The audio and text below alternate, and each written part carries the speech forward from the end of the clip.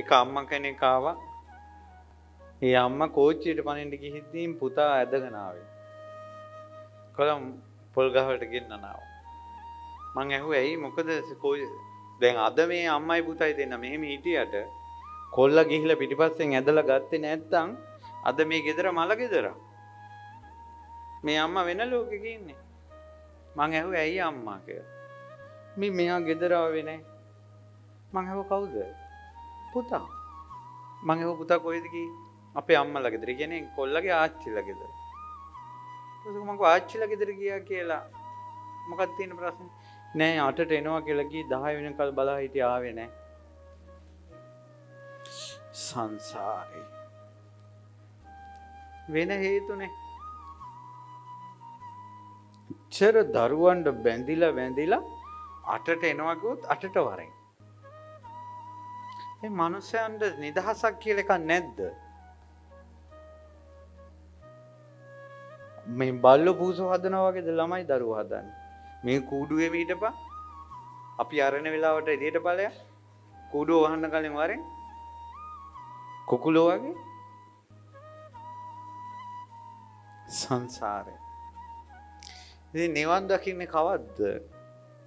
මේ හිත ශක්තිමත් වෙන්නේ කවද්ද? ඉතින් ඔය මිනිස්සු කොච්චර ගැඹුරට බණ ඇහුවත් මොහො ලොකුවට බණ ඇහුවත් මේ පොඩි වචනේ ඇති මිනිස්සෙක්ගේ මනස මහ පොළොවට කඩාගෙන වැටෙන්නේ. මහ පොළොවට කඩාගෙන වැටෙන්නේ. දරා ගන්න බෑ. දරා ගන්න බැරි ලෝකයක ඉදිරියේ අනිත් අයත් ඒ අය නලවනවා. ඒ පොඩ්ඩෙන් හිතරි දෙනවා නම් අපි හිතරි දෙන්න දෙන්නේ නෑ යාට. ඊට පස්සේ මොකද කරන්නේ? නලවනවා. පොඩි ළමයා අඬනවා නම් අපිට ඒකට තියෙන විසඳුම ඒ අඬන්නේ නැතුව යට ඉදී දෙනවා නම් පොඩි ළමෙක් එක්ක කටයුතු කරනවා වගේ අපි මිනිස්සුත් එක්ක ඉන්නේ. ඊට පස්සේ මොකද උනේ? දැන් අතරමං වෙලා යනකොට මේ බලන්නකෝ පින්වතුනි වෙච්ච දේ. මේ මහා වනේ වෘක්ෂයක් මුල රම් මණිකක් තිබ්බා වගේ.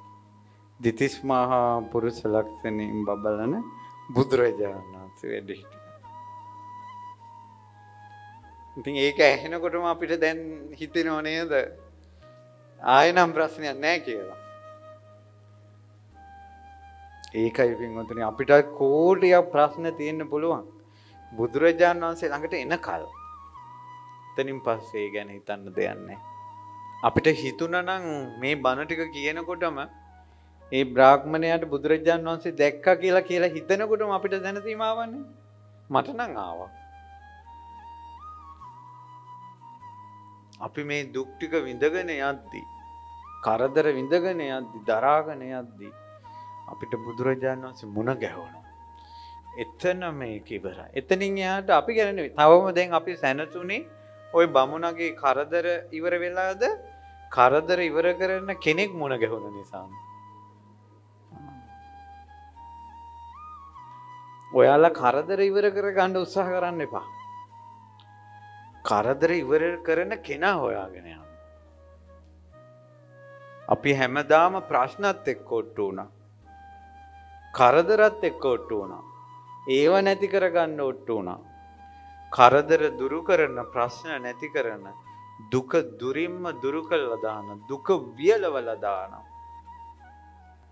ඒ තථාගත බුදුරජාණන් වහන්සේගේ පැත්තට නැඹුරුනේ නේ. පින්වතුනි බුදුරජාණන් වහන්සේ මේ ලෝක සත්වයා සසරින් එතර කරවනවා, දුක් දුරු කරවනවා. ඒක බුදුරජාණන් වහන්සේ ළඟ තියෙන්නේ.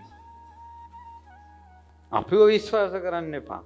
තමා ගැන විශ්වාසයට එන්න එපා. බුදුරජාණන් වහන්සේ විශ්වාස කරන්න. බුදුරජාණන් වහන්සේ මේක කරાવી කියලා.